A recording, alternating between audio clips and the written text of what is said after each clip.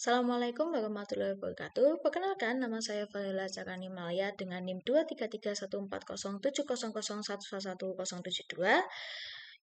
Di sini saya akan menjelaskan salah satu implementasi dari kriptografi yang mana untuk menuntaskan project based learning dari mata kuliah keamanan komputer.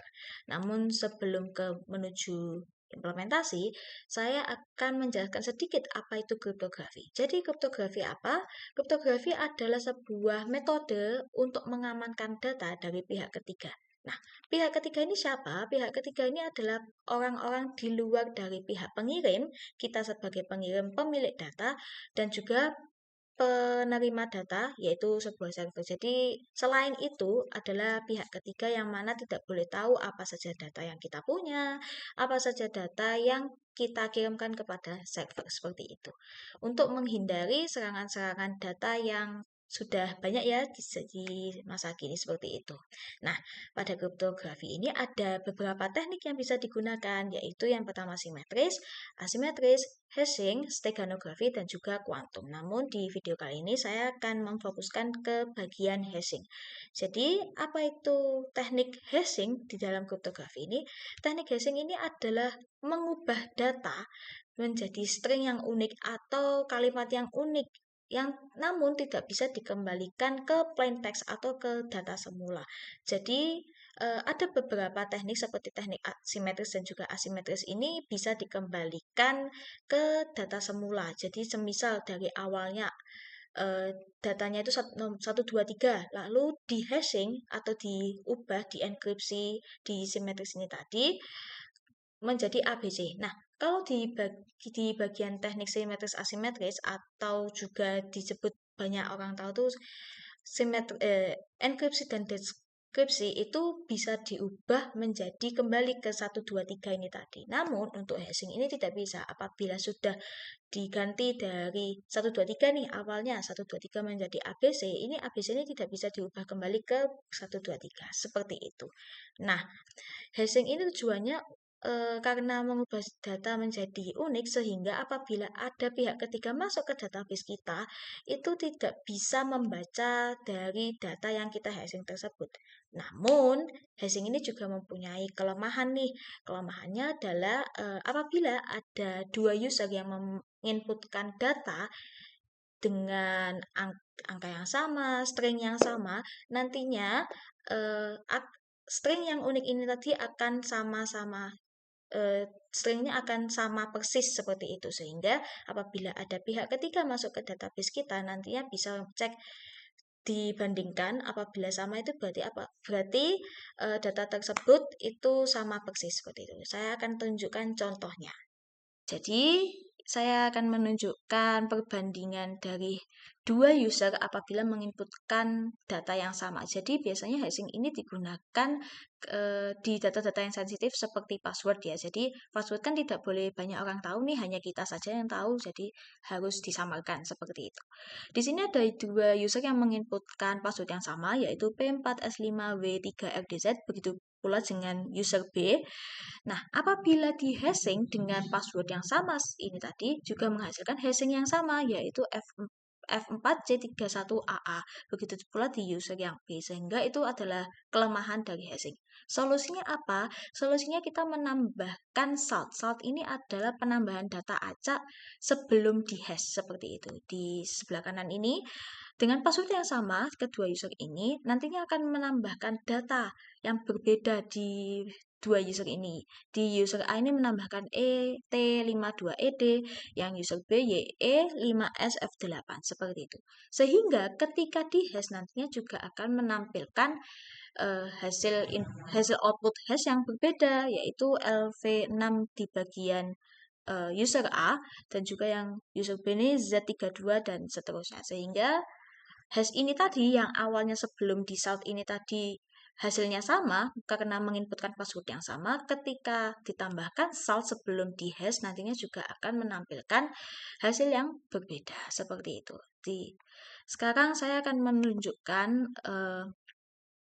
hashing implementasi dari codingan saya. Oke. Nah, Sudah tertampil ya codingan saya di file usercontroller.php, yang mana file ini tuh yang berisikan untuk login dan juga register user di website Escort, yaitu website saya sendiri. Nah, di sini ada codingan bertuliskan user create, yang mana bertujuan untuk register. Nantinya user nanti akan menginputkan nama, email, dan juga password. Jika kita perhatikan di sini ada penambahan bgrep di bagian password. Jadi bgrep ini apa? Bgrep ini salah satu algoritma yang saya pakai di codingan ini, yang bertujuan bgrep ini fungsi untuk hash sekaligus salt. Jadi menambahkan data unik sekaligus mengacaknya. Oke, langsung saja ke implementasinya di database ya.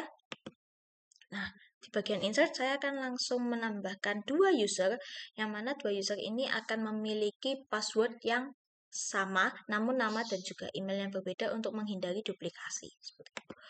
Kita masukkan value-nya, ID-nya mungkin 15 dengan nama Vania. Mungkin yang pertama ya. Emailnya vania@gmail.com. Passwordnya Vania123. Nah, di bagian sini functionnya akan saya tambahkan password hash PHP function sesuai dengan codingan saya menggunakan PHP ya. PHP dan juga Laravel, sehingga akan nyambung gitu. Akan tersambung. Nah, role-nya saya pilih user, tanggalnya tanggal 17 sama. Oke, sudah cocok. Nah, lanjut ke user yang kedua dengan ID-nya 16, Vania N. Nah, ini untuk menghindari duplikasi ya teman-teman. Emailnya juga kita bedakan, vania@gmail.com. Nah, passwordnya yang kita samakan, Vania dengan V besar 123. Functionnya kita pilih password hash, role-nya user, tanggal 17 di jam 17 juga. Kita enter, kita go. Nah, 2 tabel sudah ya, 2 rows inserted. Kita cek. Nah, di sini sudah terlihat ya, di bagian password ini ada perbedaan nih. Mungkin awalnya sama, $2y $10 CYX SPM ini, namun di akhirnya yang beda ini di bagian yang Vania ini, CYX SPM, yang selanjutnya ini HE IFS dan seterusnya. Nah, oh ya, sekedar informasi teman-teman, kalau hash itu panjangnya akan selalu sama nih kalau di aku ini original lengthnya ada 60 seperti itu. Jadi sudah terlihat ya perbedaannya, kalau misal di hash, di salt itu seperti apa. Kalau di salt ini bisa terlihat berbeda meskipun passwordnya itu sama. Oke, izin menambahkan ya teman-teman. Jadi kita akan coba implementasikan langsung, kita coba langsung di websitenya langsung di bagian login, oke? Di bagian email kita masukkan yang pertama ya, vania@gmail.com. Nih, passwordnya tadi Vania123, V-nya besar, login. Kita cek apakah bisa, dan bisa ya teman-teman, bisa masuk. Dan kita coba yang kedua ya. Nah, kedua vanian@gmail.com. Nah, passwordnya juga sama, Vania, V-nya besar. Kita loginkan. Nah, bisa ya teman-teman, jadi tidak ada permasalahan dengan password sama, karena sebelumnya sudah ditambahkan data unik atau di salt, dan juga sudah diacak atau di hash seperti itu. Jadi aman meskipun dengan password yang sama.